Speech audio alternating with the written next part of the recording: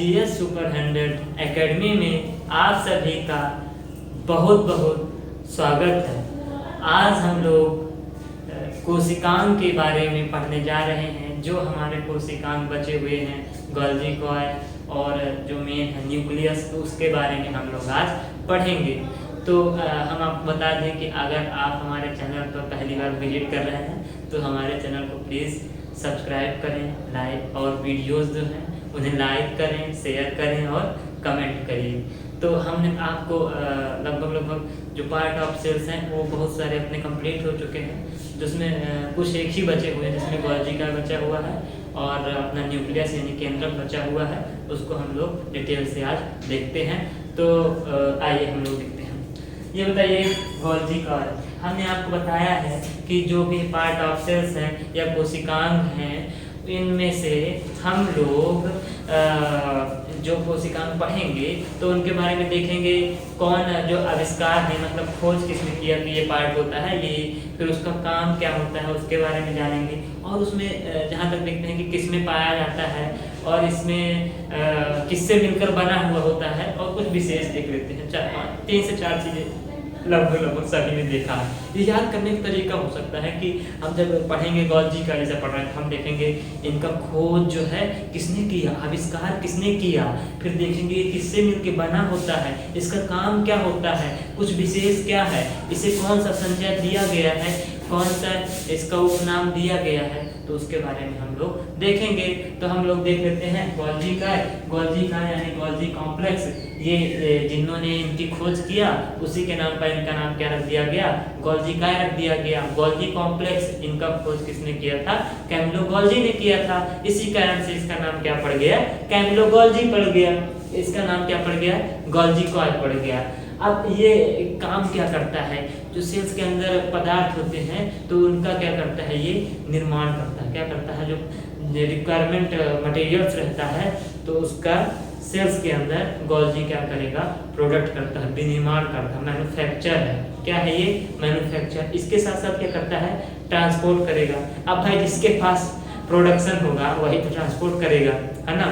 तो ये क्या करता है, पदार्थों को मैन्युफैक्चर करता है और इसके साथ साथ ये पदार्थों को ट्रांसफर करता है, ट्रांसपोर्ट करता है, यातायात करता है। इस कारण से इसे क्या कहा जाता है, यातायात प्रबंधक कहा जाता है, ट्रांसपोर्ट मैनेजर कहा जाता है। किसे कहा जाता है, गोल्जी कॉइल को। गोल्जी कॉइल को क्या कहा जाता है, ट्रांसपोर्ट मैनेजर। माइटोकॉन्ड्रिया क्या कहा जाता है, माइटोकॉन्ड्रिया को ऊर्जा घर कहा जाता है, पावर हाउस ऑफ सेल्स कहा जाता है। और लाइसोसोम को उसे क्या बोला जाता है, सुसाइड बैग बोला जाता है। इस तरीके से गोल्जी कॉइल को क्या बोला जाता है, ट्रांसपोर्ट मैनेजर बोलते हैं, यातायात प्रबंधक बोलेंगे। यह क्या काम करता है, परिवहन का काम करता है। कोशिका भित्ति एवं लाइसोसोम का निर्माण। कोशिका भित्ति ये काम और क्या करता है, जो कोशिका भित्ति बनता है वो कौन बनाता है, गोल्जी कॉइल बनाता है। कौन बनाता है, गोल्जी कॉइल। जो सेल वॉल होता है, कोशिका के बाहरी आवरण को, जो सेल वॉल होता है प्लांट सेल में पाया जाता है, उसको कौन बनाता है, गोल्जी कॉइल बनाता है। और लाइसोसोम का जो निर्माण करता है वही करता है, कौन करता है, गोल्जी कॉइल। तो इस तरीके से हम बोल सकते हैं गोल्जी का क्या करता है, विनिर्माण एवं संग्रहण और उसके साथ साथ ट्रांसफर, परिवहन भी करता है। तो लाइसोसोम कोशिका भित्ति का निर्माण करता है और जो भी पदार्थ मटेरियल है उसको ट्रांसपोर्ट करता है, इसलिए इसे क्या कहा जाता है, ट्रांसपोर्ट मैनेजर कहा जाता है। उसके बाद फिर हम क्या देखेंगे, केंद्रक के बारे में देखेंगे। केंद्रक बहुत इंपॉर्टेंट है। ये मतलब एक सेल्स के अंदर जिस तरीके से कोई फर्म या कोई संस्थान कुछ भी हो, उसका जिस तरीके से डायरेक्टर होता है, डायरेक्टर बोल सकते हैं, एमडी बोल सकते हैं, तो उसी सीईओ बोल सकते हैं। उसी तरह से क्या होता है, जो एक केंद्रक होता है, न्यूक्लियस होता है, वह यही वर्क करता है। पूरे जो सेल्स है उस पर नियंत्रण कौन रखता है, केंद्रक करता है, न्यूक्लियस करता है। और सबको ऑर्डर देगा कि आप ये करिए, आपका काम ये है, आप अपना काम क्यों ढंग से नहीं कर रहे हैं। जैसे गोल्जी का काम नहीं करेगा ढंग से, तो गोल्जी का को जो न्यूक्लियस है वो क्या करेगा, उसको बोलेगा। लाइसोसोम काम नहीं कर रहा है, उसको बोलेगा। इसलिए इसे क्या बोला जा सकता है, नियंत्रण बोला जाता है, नियंत्रक बोला जा सकता है, डायरेक्टर बोला जा सकता है। किसे, न्यूक्लियस को। न्यूक्लियस सेंटर में पाया जाता है। जो भी कोई सेल्स हो उसके सेंटर में न्यूक्लियस पाया जाता है। अब हम वही देखेंगे खोज क्या दिया, किससे बना है, काम क्या है, कुछ विशेष स्पेशल देख लेंगे। तो जो इसका खोज है, तो जो केंद्रक है, केंद्रक का खोज किसने किया था? कोशिका का खोज किसने किया था? रॉबर्ट हुक जी ने किया था। तो केंद्रक का खोज किसने किया है? रॉबर्ट ब्राउन ने। एक ने क्या कर दिया, हुक लगा करके कोशिका का खोज कर दिया, तो उसे क्या कर दिए, ब्राउन कर दिए, है ना। केंद्रक को क्या कर दिया, रॉबर्ट ब्राउन ने केंद्र की खोज की, न्यूक्लियस की खोज की, बताया कि न्यूक्लियस होता है। उसके बाद क्या है, जो न्यूक्लियस है वो किसका बना होता है? तो न्यूक्लियस किसका बनता है? प्रोटीन का, हिस्टोन का, डीएनए का। ये कौन बना होता है? न्यूक्लियस प्रोटीन, हिस्टोन और डीएनए का बना होता है। कोशिका का नियंत्रण, कोशिका में हमने आपको बताया कि क्या बोल सकते हैं, मैनेजर इसे कहा जाएगा, केंद्रक को कहा जाएगा, ये पूरा नियंत्रण रखता है। और इसी केंद्रक में एक धागेनुमा क्या संरचना पाई जाती है, धागेनुमा संरचना, धागा जैसा होता है उस तरह कोई स्ट्रक्चर पाया जाता है, जिसे हम क्या कहते हैं, क्रोमैटिन, क्रोमैटिन धागा कहते हैं। क्या कहते हैं? क्रोमैटिन धागा कहते हैं, क्रोमैटिन। गोल धागेनुमा संरचना, गोल धागेनुमा संरचना को क्या कहा जाता है? क्रोमैटिन कहा जाता है। मान लीजिए यही है एक हिसाब से, ठीक है। तो ये हम लोगों ने क्या पढ़ा, केंद्रक पढ़ा। केंद्रक कहाँ पाया जाता है? सेल्स के मध्य में केंद्रक। मान लीजिए कोई सेल्स हो गया, इसकी ये सेंटर में क्या हो गया, ये केंद्रक हो गया। केंद्रक में क्या होगा, क्रोमोसोम होगा, केंद्रक में क्रोमोसोम होगा। फिर में क्या होगा, डीएनए होगा, आरएनए होगा, जीन होगा, ये सब पाए जाते हैं। डीएनए, आरएनए, जीन, क्रोमोसोम, कहाँ, न्यूक्लियस। ये न्यूक्लियस नियंत्रण, सब कुछ काम करता है कौन? न्यूक्लियस ही करता है। फिर हम बात करें केंद्र की, तो हमने देखा नियंत्रक हो गया, रॉबर्ट ब्राउन ने खोज किया। और इसमें क्या पाया जाता है, गुणसूत्र, डीएनए, आरएनए पाए जाते हैं। कोशिका का नियंत्रण है ये। क्रोमैटिन धागेनुमा संरचना पाई जाती है, जिसे हम लोग क्या कहते हैं, क्रोमैटिन धागे कहते हैं, क्रोमैटिन कहते हैं। जो धागेनुमा संरचना है उसे क्या कहा जाता है, क्रोमैटिन कहा जाता है। फिर हम बात करते हैं गुणसूत्र, गुणसूत्र क्रोमोसोम, ये कहाँ पे पाए जाते हैं, सेंटर में पाए जाते हैं। जब कोशिका क्या होता है, डिवीजन होता है, क्या होगा, कोशिका डिवीजन होगा। क्या होता है, कोशिका डिवीजन होता है। तो कोशिका डिवीजन के समय, सेल विभाजन, कोशिका विभाजन के समय, सेल डिवीजन के समय जो क्रोमैटिन धागे की संरचना हो जाती है उसे ही क्या कहा जाता है, गुणसूत्र या क्रोमोसोम कहा जाता है। गुणसूत्र, गुण मतलब क्वालिटी, मतलब जो मदर सेल्स है, अगर अपना क्या बोल सकते हैं, संतति सेल्स जिसको बोल सकते हैं ना, तो कोशिका बोल सकते हैं। पीढ़ी से, एक पीढ़ी से दूसरी पीढ़ी में जो गुण जाते हैं, जो गुण जाते हैं वो किसके द्वारा जाते हैं, गुणसूत्र है उसी के द्वारा जाते हैं। आनुवांशिक गुण जो जाते हैं गुणसूत्र के ही द्वारा क्या होते हैं, एक पीढ़ी से दूसरी पीढ़ी में जाते हैं। ये क्या होता है, क्रोमैटिन धागा ही होता है। लेकिन क्रोमैटिन धागा जो कोशिका विभाजन के समय संरचना बनाता है उसे गुणसूत्र कहते हैं। अब गुणसूत्र है उसी में क्या पाए जाएंगे, आरएनए पाए जाएंगे, डीएनए पाए जाएंगे, जीन पाए जाएंगे। तो हम आपको बता दें ये गुणसूत्र हो गया। गुणसूत्र मानव में कितने होते हैं, टोटल 46 होते हैं। अगर हम बात करें जोड़े के रूप में तो 23 जोड़े होते हैं, 23 जोड़े, जिसमें 22 जोड़े समान होते हैं और एक जोड़ा क्या होता है, पुरुषों में भिन्न होता है। ठीक है, महिलाओं में दोनों सेम होते हैं, पुरुषों में भिन्न होता है। अगर बात करें चिंपैंजी की, तो चिंपैंजी जो बंदर है उसके गुणसूत्र और होमोसेपियंस के गुणसूत्र मिलते हैं। होमोसेपियंस के 23 हैं, जो हम इंसान हैं हमारे गुणसूत्र कितने हैं, 23 जोड़े हैं। जबकि जो चिंपैंजी है, चिंपैंजी का कितना है, 24 जोड़े हैं। ठीक है, अब हम बात करते हैं, हमने पढ़ा केंद्रक देखा, गुणसूत्र देखा, गॉल्जी को देखा। अब हम लोग बात कर लेते हैं थोड़ा सा, उसके अंदर डीएनए है। डीएनए और आरएनए जो है ये क्या है, अभी एक बार एग्जाम में यूपी पीसीएस या कोई भी यूपी एसएससी का जो एग्जाम हुआ होगा उन्होंने पूछ लिया था कि आरएनए निम्न में से क्या है। उसमें पूछा गया था कि मतलब न्यूक्लिक एसिड ऑप्शन था। तो हमें जानना होगा इसमें क्या है, ये न्यूक्लिक एसिड है। कौन है न्यूक्लिक एसिड, एक है डीएनए और दूसरा क्या है, आरएनए। डीएनए क्या है? Nucleic acid. और क्या है? RNA.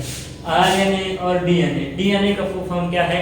Deoxy ribose nucleic acid, जबकि आरएनए का फुल फॉर्म क्या है? Ribose nucleic acid. Deoxy ribose nucleic acid और आरएनए का क्या है? Ribose nucleic acid. आरएनए कहाँ पाया? डीएनए और आरएनए। आगे थोड़ा सा हम डीएनए को देखेंगे। जैसे मान लीजिए ये कोई हमारा एक वो है, क्या है ये? गुणसूत्र है। ये क्या है? ये गुणसूत्र। ये क्या है? गुणसूत्र है, क्रोमोसोम है। इसी को क्या कर दिया गया? फैला दिया गया। तो यहाँ क्या बन गया? ये डीएनए बन गए। क्या बन गए? डीएनए। और ये जो ये जीन ये यहाँ पर है जो, और इसको फैला दिया गया अंदर एक विशेष प्रकार का जो संरचना होती है डीएनए में एक विशेष प्रकार का जो संरचना होता है उसे जीन बोल सकते हैं। क्या बोल सकते हैं? जीन बोल सकते हैं। जेनेटिक कोड जिसे बोला जाता है, एक विशेष प्रकार की संरचना, उसे जीन बोल सकते हैं। और ये डीएनए हो गया, ये क्या हो गया? कोई क्रोमोसोम है। क्या है ये? क्रोमोसोम है। क्रोमोसोम से डीएनए, डीएनए से जीन। और डीएनए जो है वो कहाँ पाया जाता है? माइटोकॉन्ड्रिया में पाया जाता है। केंद्रक में तो पाया जाता है। केंद्रक में इंपॉर्टेंट सब मेन जो डीएनए है वो कहाँ पे पाया जाता है? जो हमारा सेल्स का न्यूक्लियस है वहीं पर डीएनए पाया जाता है। लेकिन कभी कभी एग्जाम में पूछा जाता है कि निम्न में से डीएनए कहाँ कहाँ पाया जाता है, और लिख देता है माइटोकॉन्ड्रिया, केंद्रक, हरित लवक, और इनमें से कोई नहीं, इनमें से सभी। तो आपको बताना होगा कि इनमें से सभी में डीएनए पाया जाता है। अब बात करें डीएनए का खोज किसने किया था? तो डीएनए का खोज कार्ल मार्क्स ने किया था। किसने किया था? कार्ल मार्क्स ने किया था। माइटोकॉन्ड्रिया में पाया जाएगा ये, केंद्रक में, हरित लवक, क्लोरोप्लास्ट जिसको हम बोलते हैं। हमने पिछली कक्षाओं में पढ़ा था कि क्लोरोप्लास्ट क्या है, क्या काम करता है, वही क्लोरोप्लास्ट में डीएनए पाया जाता है। अब इसमें जो संरचना है अभी हम लोग पढ़ेंगे थोड़ा डिटेल से उसका। डीएनए का संरचना ये डबल हेलिक्स संरचना होता है, जिसके बारे में वाटसन और क्रिक ने बताया। ये डबल हेलिक्स संरचना होता है। इसमें क्या होता है? फास्फोरस जो एलिमेंट या तत्व पाए जाते हैं फास्फोरस के पाए जाते हैं। ये हो गया DNA. Nucleic acid two part में, एक डीएनए एक RNA. DNA deoxyribose nucleic acid, RNA ribose nucleic acid. कहाँ पर पाया जाता है? माइटोकॉन्ड्रिया, केंद्रक, हरित लवक। कार्ल मार्क्स ने क्या किया? खोज किया। काम क्या है? आनुवांशिक गुण वही, और फिंगरप्रिंटिंग वगैरह यूज करते हैं। वाटसन एंड क्रिक ने बताया कि ये क्या है? द्विकुंडली संरचना है। और न्यूक्लियोटाइड क्या होता है? न्यूक्लियोटाइड किसमें पाए जाते हैं? डीएनए में पाए जाते हैं, जो दो प्रकार से होता है। एक न्यूक्लियोसाइड हो जाता है और एक फास्फेट हो जाता है। क्या होता है? फास्फेट और एक न्यूक्लियोसाइड हो जाता है। तो जो न्यूक्लियोसाइड को भी टू पार्ट में डिवाइड हो जाता है, एक शुगर हो जाता है और एक नाइट्रोजन बेस होता है। यही फास्फेट जो है फास्फोरस का रूप है। जो ये फास्फेट है वही फास्फोरस का रूप है। लेकिन अगर बात करें न्यूक्लियोटाइड में न्यूक्लियोसाइड की, तो न्यूक्लियोसाइड टू पार्ट में डिवाइड हो जाते हैं, जिसमें एक शुगर है, दूसरा क्या है? नाइट्रोजन बेस है। इसमें क्या है? प्यूरीन है, प्यूरीन है,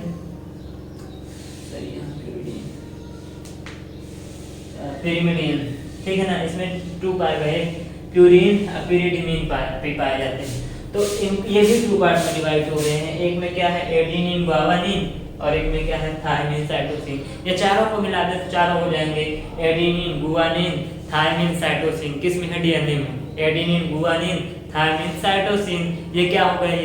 ये सब क्या हो गए? इसमें न्यूक्लियोसाइड चार होते हैं, एडेनिन, गुआनिन, साइटोसिन, थायमिन। आप लोग जानते होंगे, बचपन से बहुत पढ़ रहे हैं। बाकी अगर आप रिवाइज कर लोगे तो अभी क्लियर हो जाएगा। Adenine, guanine, thymine, cytosine. Clear? तो ये क्या हो गया? इसमें बेस हो गए, नाइट्रोजन बेस। अगर पूछता है कौन है तो ये नाइट्रोजन बेस है। Adenine, guanine, thymine, cytosine.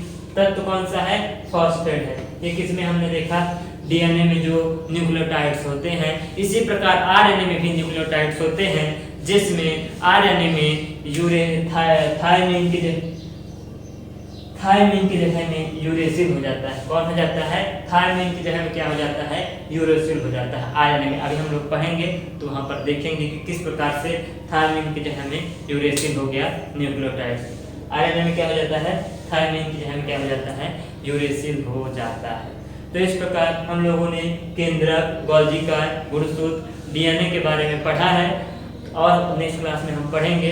तो हम आपको बता दें कि अगर हमारे चैनल में आप पहली बार विजिट कर रहे हैं तो प्लीज़ साइंस को बहुत इजी तरीके से बोर्ड के माध्यम से समझने के लिए हमारे चैनल को ज़रूर से ज़रूर सब्सक्राइब करें, हमारे वीडियो को लाइक करें, शेयर करें, कमेंट करें। कोई भी सुझाव हो, कोई भी फीडबैक हो, कुछ जानकारी चाहिए तो आप कर सकते हैं। Okay, thank you. लेकिन एक बार हम बता दें कि हम रिवाइज तो ज़रूर कराते हैं, रिवाइज करना आपको बहुत निहितार्थ है। एक बार हमारे वीडियो को पूरे तक जरूर देखें। अगर आप पूरा फ़ायदा लेना चाहते हैं तो वीडियो पर ज़रूर से ज़रूर पूरा देखें। आप अगर सुनते हैं ध्यान से, सुनने बस मात्र से ध्यान से, अगर 100% सुन रहे हैं ध्यान से, तो आपको 100% की जगह में 50% आपको यहीं पे सुनकर ही याद हो जाएगा। समझने के तो छोड़ ही दीजिए, याद तक हो जाएगा। जब समझ लेंगे तो याद करने की जरूरत नहीं, अपने आप याद हो जाएगा, क्योंकि बार बार बोलेंगे, आप सुनेंगे, हम फिर आप रिकॉल करेंगे। तो हम एक बार इसको रिवाइज कर लेते हैं, फिर आज की क्लास समाप्त करते हैं। फिर क्या है गोल्जी कॉइल, समुदाय खोज किसने किया? कैम्ब्रोगाजी। पदार्थों के विनिर्माण एवं संग्रहण, परिवहन, यातायात बंधक, परिवहन काम करते हैं, ट्रांसपोर्ट मैनेजर हैं, कोशिका भित्ति एवं लाइसोसोम का निर्माण करते हैं। जो न्यूक्लियस है, बहुत इंपॉर्टेंट पार्ट, उसका खोज किसने किया था? तो खोज किसने किया था? रॉबर्ट ब्राउन ने। काम क्या है? कंट्रोलर का या मैनेजर का। किसका बना होता है? प्रोटीन, हिस्टोन और डीएनए का बना होता है। इसमें धागेनुमा संरचना होती है, क्रोमेटिन कहते हैं। वही क्रोमेटिन कोशिका विभाजन के समय गुणसूत्र कहलाता है। उसमें क्या होता है? मानव में 46 जोड़े गुणसूत्र पाए जाते हैं। अनुवांशिकी का वाहक है, जेनेटिक्स कोड उसमें पाए जाते हैं, जबकि चिंपैंजी में 24 लगभग समान है। और हम लोग क्या देखेंगे?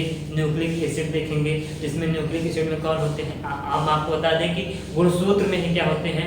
डीएनए होते हैं और आरएनए होते हैं। जो कौन होते हैं? न्यूक्लिक एसिड होते हैं। तो न्यूक्लिक एसिड में क्या है? DNA, RNA. डीएनए क्या रहता है? Ribose nucleic acid. आरएनए क्या है? Ribose nucleic acid. माइटोकॉन्ड्रिया, केंद्रक, हरित लवक। ये माइटोकॉन्ड्रिया जो होता है वो माइटोकॉन्ड्रिया में, केंद्रक में, हरित लवक में क्या पाए जाते हैं? डीएनए पाए जाते हैं। मेनली केंद्रक या न्यूक्लियस में डीएनए पाए जाते हैं, बाकी माइटोकॉन्ड्रिया में पाए जाते हैं और हरित लवक में, क्लोरोप्लास्ट में पाए जाते हैं। फिर इसका खोज हमने देखा किसने किया? कार्ल मार्क्स ने किया। तो डबल हेलिक्स मॉडल संरचना किसने दिया? वाटसन एंड क्रिक ने दिया। इसमें क्या पाया जाता है? न्यूक्लियोटाइड्स में न्यूक्लियोसाइड फॉस्फेट तत्व है। न्यूक्लियोसाइड में क्या हो जाएगा? प्यूरिन, पिरिडिमिन। तो प्यूरिन में क्या हो जाएगा? Adenine, guanine. और पिरिडिमिन में क्या हो जाएगा? Thiamine, cytosine. ये डीएनए में हो गए। नाइट्रोजन बेस है जो शुगर और नाइट्रोजन बेस, शुगर अलग हो गया, नाइट्रोजन बेस हो गया। नाइट्रोजन बेस में एडेनिन, गुआनिन, थायमिन, साइटोसिन। जो आरएनए होता है तो आरएनए में थायमिन के जगह में क्या हो जाता है? यूरेसिल हो जाता है। यूटी यूनियन डायरेक्टरी हम याद कर सकते हैं, यूटी। तो यूरेसिल किस में होगा? आरएनए में होगा। और डीएनए में क्या हो जाता है? डीएनए में क्या हो जाता है? थायमिन हो जाता है। डी से डीएनए से थायमिन हो जाएगा और यूटी से हम क्या कर सकते हैं? यूरेसिल आरएनए में होता है। ठीक है, तो ये आज की क्लास अपना यहाँ पे समाप्त होता है। अगर आपको स्क्रीनशॉट लेना है तो ले सकते हैं।